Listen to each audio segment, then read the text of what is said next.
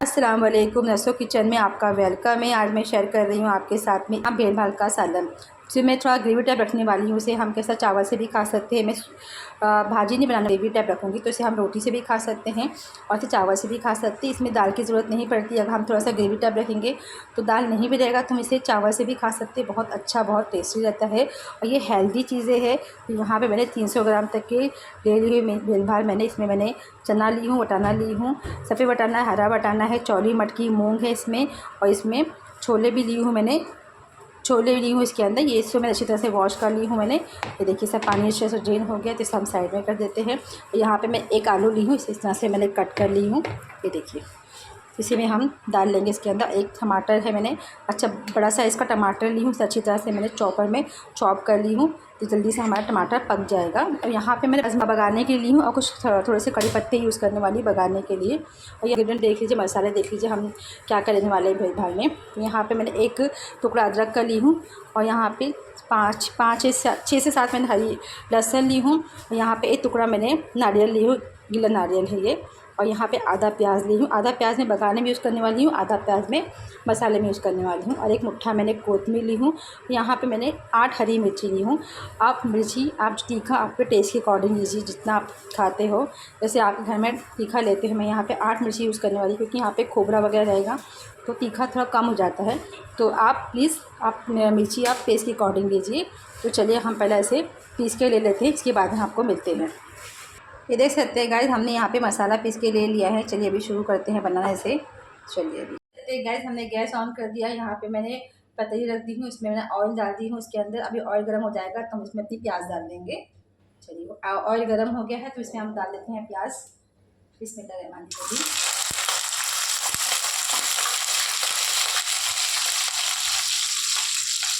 अब इसे थोड़ा सा फ्राई लाल हो जाएंगे, इसके बाद में हम मिलते हैं। आप देख सकते हैं गाइस हमारा प्याज लाल हो गया है। इतने ही मुझे लाल करना है। इसके हम टमाटर डाल देंगे, जो हमने टमाटर चॉप करके रखे थे चॉपर में, ये डाल देंगे। तो थोड़ा सा चॉपर करेंगे इसे, थोड़ा सा 1 सेकेंड के लिए इसे पका लेंगे क्योंकि हमारा टमाटर वैसे भी चॉपर में अच्छा चॉप हो गया बारीक। और फिर थोड़ा सा हम इसे पका लेते हैं। उसके बाद हम इसके अंदर ये ऐड करेंगे हमारा भेल भाल।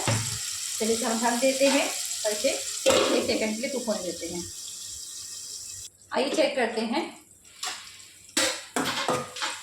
टमाटर इस तरह से कुक हो गया है, जिसके अंदर हम ये ऐड कर देते हैं और अच्छी तरह से हम भून के लेते हैं। इसे अच्छी तरह से पका लेंगे और इसे थोड़ा नमक डाल के पकाएंगे। मैं हमेशा बनाती हूँ तो इसके अंदर मैं आधा चम्मच में नमक डाल देती हूँ तो अच्छा रहता है। देखिए ऐसे हम कम से कम इसे 5 मिनट से इसे अच्छी तरह से पका लेंगे। फिर बाद में हम उसमें मसाला ऐड करेंगे। जो हम मसाला पीस के रखें फिर हम बाद में डालेंगे। अच्छी तरह से हम ढक देते हैं, उसे 5 मिनट तक इसे कुक कर देते हैं। डायरेक्ट अच्छी तरह से पोंछ देती हूँ, मैं साफ़ कर देती हूँ। इसे ढक के हमें इसे कुक कर देते हैं। कभी भी कोई भी चीज़ें हम बना रहे हैं तो अच्छी तरह से इसे भूनना चाहिए। भूनने से कभी भी खाने का स्वाद बढ़ जाता है, अच्छी बनती है। ऐसा नहीं हम डायरेक्ट को हमने मसाला छोड़ दिया इसके अंदर, ऐसा नहीं। कभी इसी कोई भी चीज़ें बनाओ तो इसे 5 मिनट तक भून के ले सकते जाके, तो जैसे खाना आपका कितना अच्छा बनेगा, कितना बढ़िया बनेगा। मैं हमेशा ऐसे ही करती हूँ। तो चलिए हम ढक देते हैं और हम थोड़ा सा पकने देते हैं। आइए चेक करते हैं कितनी अच्छी से हमारा भून गया है। देखिए इसका मसाला ऐड कर देंगे इसके अंदर में। आलू वगैरह देखिए अच्छी तरह से पक चुका है, बनता है। तो अभी चलिए इसके अंदर हम ये जो मसाला है इसके अंदर ऐड कर देंगे। मसाले में जो भी मसाला लगा उसमें पानी डाल के अच्छी तरह से खंगा देंगे। देख सकते हैं गाइस, हमने जार में जो मसाले लगे थे वो सब खंगाल के हमें डाल दिए इसके अंदर। ऐसे भी हम डायरेक्ट स्पाइसेस अपना सूखे मसाले ऐड नहीं करेंगे, तो थोड़ा सा हम कुक होने देंगे ताकि जो मसाले की कच्ची स्मेल है वो निकल जाए। ये बाद हम सूखे मसाले ऐड करेंगे। तो इसे भी हम थोड़ा सा ढक के इसे पकने देते हैं। चलिए हम आपको बाद में मिलते हैं। आइए चेक करते हैं। ये देखिए हमारा मसाला अच्छी तरह से कुक हो रहा है। ये जो मसाले डाले हैं, तो चलिए अभी क्या हमारे सूखे मसाले ऐड कर देते हैं। तो हम इसमें पहले सॉल्ट डाल देते हैं। सॉल्ट मैंने पहले भी ऐड की थी तो मैं थोड़ा कम ही डालूँगी। आप सॉल्ट नमक आप टेस्ट के अकॉर्डिंग डालिए। इसमें आधा चम्मच में धनिया पाउडर यूज़ करने वाली हूँ। मैं यहाँ पे आधे से भी कम में हल्दी पाउडर यूज़ करने वाली हूँ। देखिए यहाँ पे मैं तीखा लाल मिर्च पाउडर है, यहाँ पे मैं 1 चम्मच भर के यूज़ करने वाली हूँ। गैस का फ्लेम कम कर देंगे। और यहाँ पे मैं तीखा वाला लाल मिर्च पाउडर है, ये देखिए मैं यहाँ पे 1 से 1.5 चम्मच लूँगी। ऐसे हम अच्छी तरह से पकाएंगे इसे। देखिए माशाल्लाह बहुत ही हेल्दी चीज़ें हैं ये, इसे हमेशा इस्तेमाल करना चाहिए खाने में। इसे ऐसी ग्रेवी टाइप बनाएंगे तो हम चावल से भी खा सकते हैं, इसे दाल की ज़रूरत भी नहीं पड़ती। मैं तो ऐसे ही बनाती हूँ, तो मुझे बनाना रहता है, मैं ऐसे ही सूखा नहीं करती, थोड़ा सा ग्रेवी टाइप करती हूँ मैं। तो चलिए अभी इसे हम नमक एक बार टेस्ट कर लेते हैं। इसे ढक देते हैं, ढक के इसे हम कुक होने देंगे ताकि हमारा मसाला अच्छी तरह से कुक हो जाए। इसके बाद हम थोड़ा सा पानी ऐड करेंगे। चलिए हम आपको बाद में मिलते हैं। आइए चेक करते हैं एक बार। वाह माशाल्लाह माशाल्लाह, ये देखिए कितना गजब का बन रहा है हमारा भेड़ भर का सालन।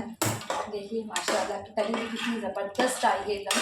और हमारे आलू वगैरह भी अच्छी तरह से कुक हो गए हैं, क्योंकि मैं इतना से पकाई हूँ मैंने। क्योंकि हम इसे पानी ऐड करेंगे, क्योंकि थोड़ा सा हमारे चने बटाने जो है थोड़े से कच्चे अभी हो, तो पानी तो ऐड करना ही पड़ेगा। और ये मसाला अच्छी तरह से पक चुका है, तो इसके लिए हम थोड़ा सा पानी ऐड कर देंगे, इसे पकने देंगे। माशाल्लाह माशाल्लाह कितना गजब का बना है, कितनी गजब की खुशबू आ रही है महक। चलिए हम इसमें पानी ऐड कर देते हैं। तो यहाँ पे मैं आधे से जग ऊपर पानी ऐड कर रही हूँ, ताकि हमारा इसमें आलू भी गला नहीं है और थोड़ा सा जो छोले वगैरह रहते हैं चने बटाने भी थोड़ा सॉफ्ट नहीं हुए हैं। तो अब मुझे वैसे भी कुकर वगैरह मुझे पसंद नहीं है। अगर कुकर में सीटी दूँ तो गल जाता है, मगर वो टेस्ट नहीं आता है कुकर में। तो इसके लिए मैं ऐसा पतीली बनाती हूँ और बहुत अच्छा टेस्ट आता है। तो इसे हम रख देंगे, इतने ही पानी दूंगा, फिर इसमें हमारा सब पक जाएगा, चना वटाना भी गल जाएगा, हमारे आलू भी गल जाएंगे। चलिए इसे हम ढक देते हैं, हम आपको बाद में मिलते हैं। तो देखिए माशाल्लाह तरीके की ज़बरदस्त आई है। चलिए हम आपको बाद में मिलते हैं। आइए चेक करते हैं हमारी ग्रेवी कहाँ तक हुई। माशाल्लाह माशाल्लाह देखो तरीके की ज़बरदस्त आई है और भी सेपरेट हो गया है और हमारा अच्छी तरह से कुक हो गया है। और मुझे इतनी ही कंसिस्टेंसी चाहिए था, ना तो ज़्यादा पतली है ना ज़्यादा थिक है। इतना हम ऐसा रोटी से भी खा सकते हैं, पराठे से भी खा सकते हैं, इसे राइस से भी खा सकते हैं और राइस से खाने बहुत अच्छा लगता है।